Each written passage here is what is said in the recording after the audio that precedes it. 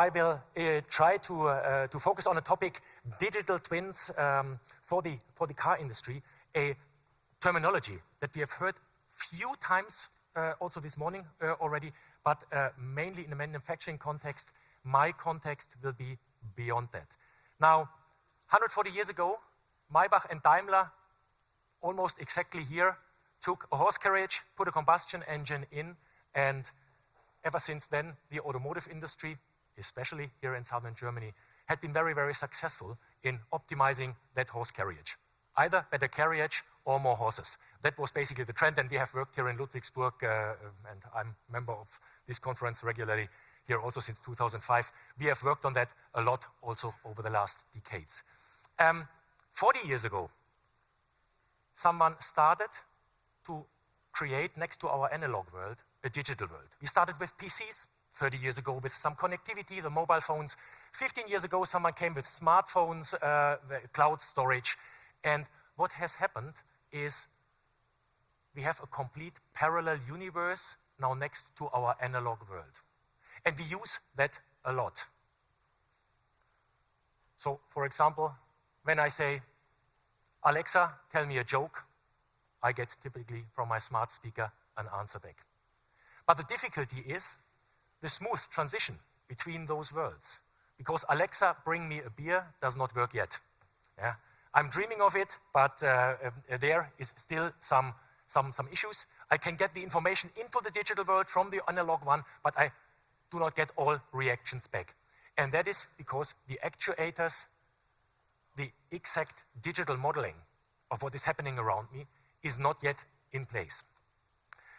For some of the industries, we have that already since a decade. And that is typically industries that have wired connectivity. So where the infrastructure was already nicely reaching into big cloud systems, but the infrastructure was not moving. You see this in big manufacturing sites. You see it in healthcare, in areas that we have around us with firm infrastructure. Big sensor aggregation. We can optimize activities in the cloud and send these good advices, good learnings back to the people in the analog world.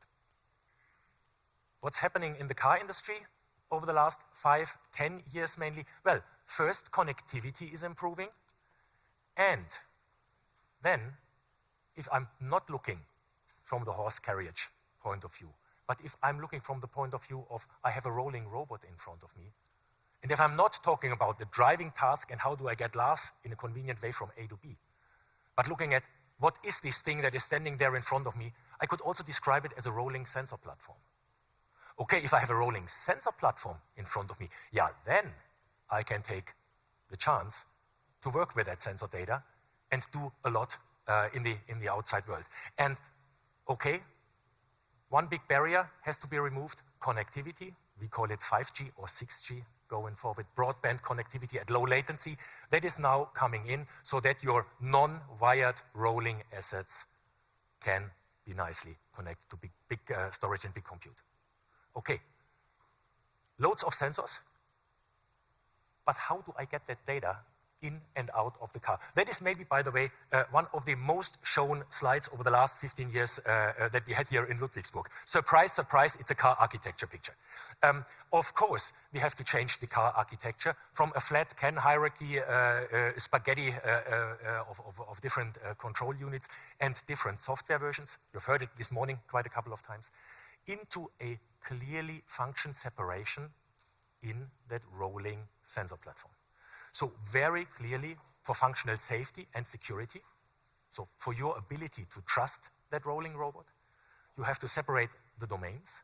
You have a big fat data pumping machine, we call it gateway, in the middle.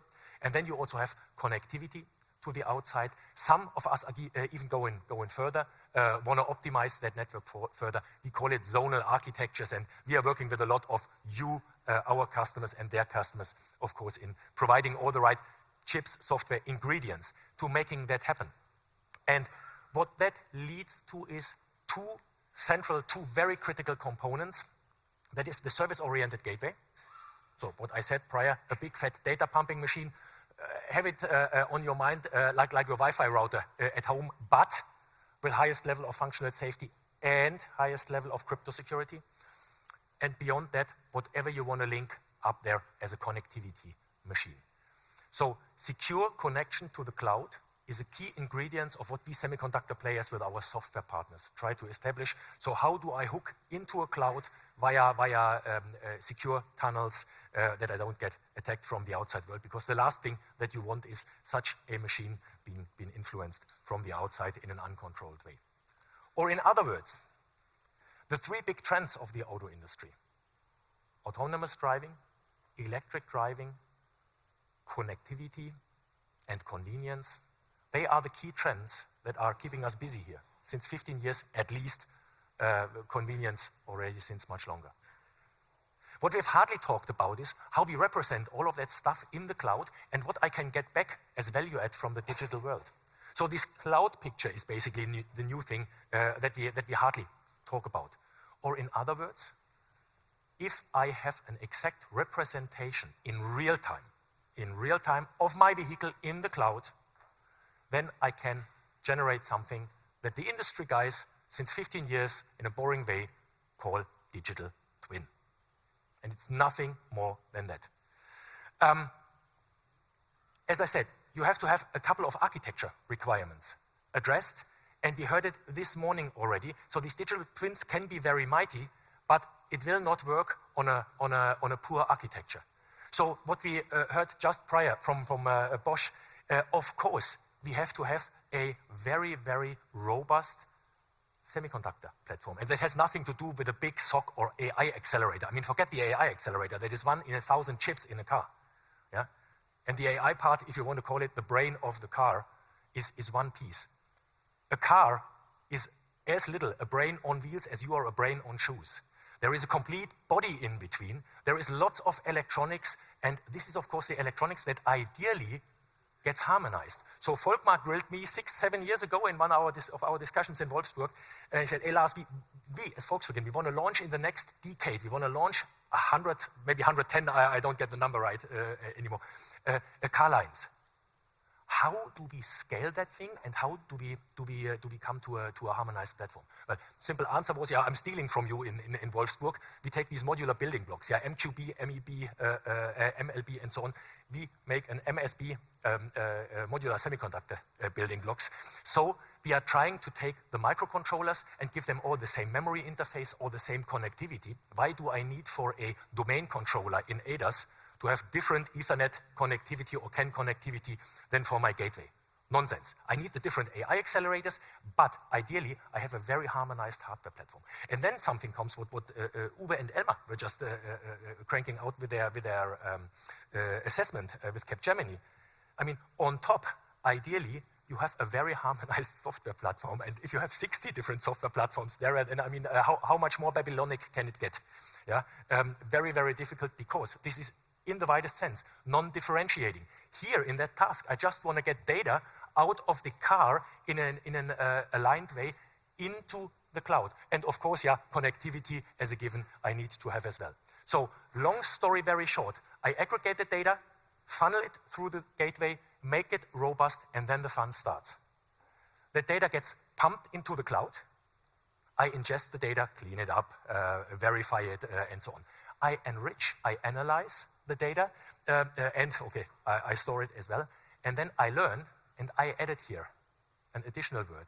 I start dreaming. What I mean with dreaming is the following. Your cars can start dreaming if they have the data in the cloud. Why? Well, as human beings, Lars has learned yesterday a lot with a desperate attempt to getting from Hamburg into Stuttgart when all the flights are cancelled. So I had all that experience yesterday.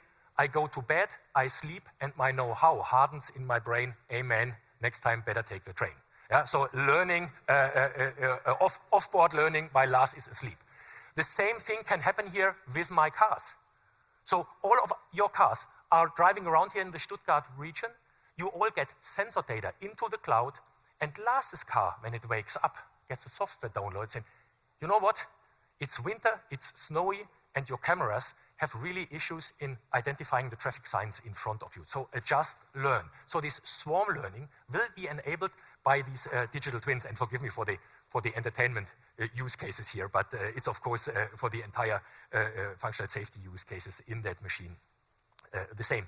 So I said prior, digital twins. When I talk to some people in the car industry, I say, "Ah, Lars, boring topic. We have digital twins already since ages." Yes, but mainly in manufacturing. And then it has nothing to do with the vehicle, but it is how you build a digital twin of your fab, because your fab is not moving, is wired since long time, and the paint robot knows exactly that the prior part was brown, the next one will be blue, and the next one will be yellow. That is not what I mean when I talk about digital twins here. It is about the life that the car gets when it leaves the assembly belt. So 10, 20 years ago, the car makers, and I'm oversimplifying, forgive me for that, they manufactured the car off the assembly belt, and the car best case comes back for some maintenance to the dealer shop. Today, these products get a life that starts when you hand over the key to the end user. And that life starts not only for the end user for the better driving tasks, so vehicle fleet monitoring. Lars, how do you get the better drive from Stuttgart to Hamburg? How do you treat your battery?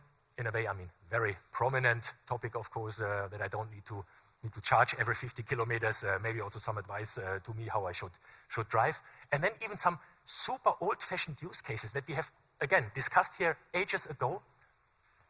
We say, what is this rolling sensor platform being able to deliver to you beyond the people transportation? Well, I'll give you an example. My hometown, Hamburg, has a complete team on the road, just scanning where the road is in bad condition, where are potholes, where these things are going to derail, where we need to send repair teams.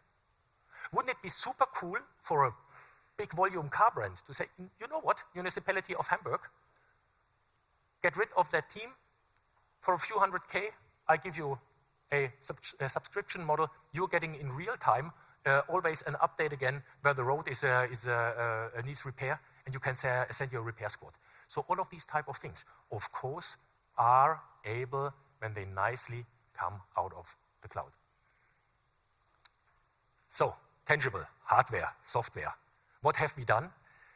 Of course, as a semiconductor supplier, we are only in brackets making the chips, but we somehow need to show how our chips work and how they work in reference designs and with software platforms and software partners. So what we did is, you see here the typical NXP color coding. Our blue box is a reference design for autonomous driving, level 3 for minus maybe. The green box is a real-time compute unit for powertrains, so a big ARM R-cores in there. And then you see the gold box, and that is basically the connected gateway that I was talking about in these prior examples. We have worked here very closely with Amazon Web Services and with Cloudera. And what you can do in the coffee break that is right around the corner behind this entrance A here of our conference room here, you can see this demo working in real life. So in other words, what we are doing with that demo is basically we are taking real life battery data, monitoring that in the powertrain unit. The entire stuff in a secure and safe way gets over into the gateway, gets into the cloud, and there the life cycle predictions in real time happen. And I show you a little video.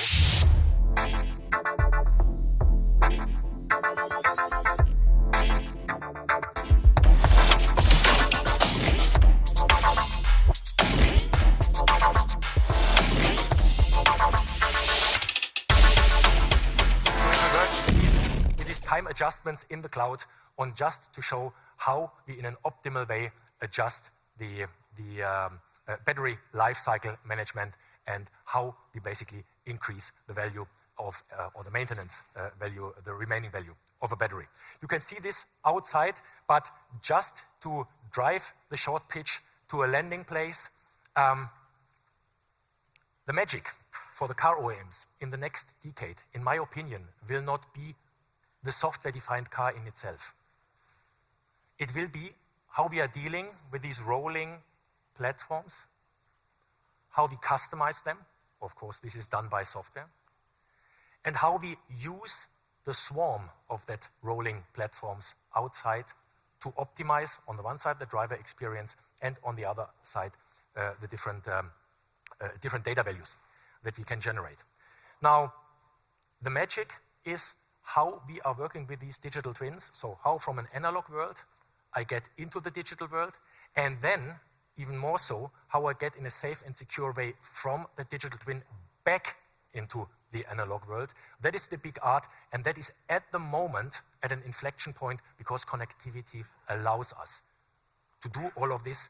And I'm firmly convinced that the car OEM will win, not the one that is having a little bit better level 3 driving system, not the one who has 50 kilometers more driving range, and not the one who has the horse carriage with most convenience. I'm firmly convinced that the one disruptor will win who can manage these digital twins and the cloud concepts. And with that, I would say we have to choose very, very carefully. As I heard this morning, the slogan, "We are future ready."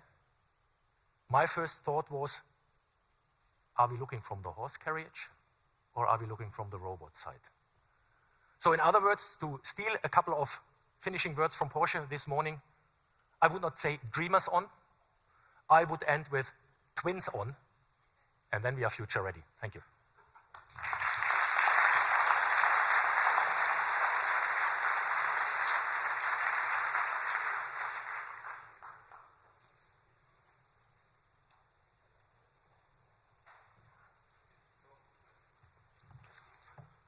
Lars, thank you very much for that inspiring presentation. And to be honest, we received some questions. So it seems that you started discussions and thinking process here in the audience. So first of all, I think you explained very well. But here's a question: what role does NXP play in the digital twin process? And perhaps in order to add some question from my side, who's operating the digital twin at the end? Who will be responsible in order to build the models? Because there's a lot of work for building digital models, virtual models. How does it work in real world if it comes to incorporation with an OEM? No, that's a good one, Volker. Thanks. The key point is, of course, NXP is a hardware provider, a chip provider. And we need partners for at all enabling any platforms that our customers and their customers can use. So in other words, what we can do is we can build these harmonized microcontroller platforms that you can easily send the data to the last finger of the last sensor in your domain architecture, for example, and bring the data properly out again. This is what we have: high software reuse, pretty simple hardware architecture there. On top of that, we provide some software, but of course then there is loads of software ecosystem providers on top. And then, in my opinion, the real realization per digital twin, that is a task that neither a tier 1 nor a tier 2 can do. Mm-hmm. That will be the differentiating element of car OEMs. Mm-hmm. And we see one at least at the West Coast, who is pretty aggressively driving that, also given a bit like a low legacy and an easier way to a platform approach. But that, I think, is the key value creation of car OEMs in future. Which means that they have to be deeply involved into the process of developing that absolutely. So what I see at the moment, big time shifting, is our engagement is very often not anymore from a tier 2 in a tier 1 to an OEM, but it is very often that the OEM is reaching into us and say, "Hey guys, how can we do on C level?" Yeah, so not the component sales level, okay. But how can we do really on C level innovation discussions? And by the way, what can you do already on your hardware, plus then partner software to make our job easier and more future-proof? Got it. Okay, so another question is, how about your global partners for different regions regarding various regulations? Because I think regulations have a deep impact into the digital twin and the modeling process. Yeah, so I mean, from the data provisioning part, this is of course, AWS is one of the key cloud providers, but there is of course local flavors. We have discussions what a European cloud could bring, would need to bring, or what in Asia, China would happen. So at the moment, we are strongly showcasing and partnering with AWS, but of course, in principle, you can use a lot of different data storage communities. What we are providing in the end is this secure hook into the cloud via basically chips similar to your chip in the German passport. We take similar chips like little Enigma encryption machines and make sure that, this data transfer is secured and then that the data is properly moved over. Okay. And in these clouds, either a Volkswagen, a BMW, or Cloudera, so service partners, can work on that data, but that is of course then a thing that the car owner or the car OEM who's producing the end device has to decide how to work there. And this is why we cannot realize the entire digital twin ourselves, but we need of course the sparring there, the support, the implementation from the car OEM.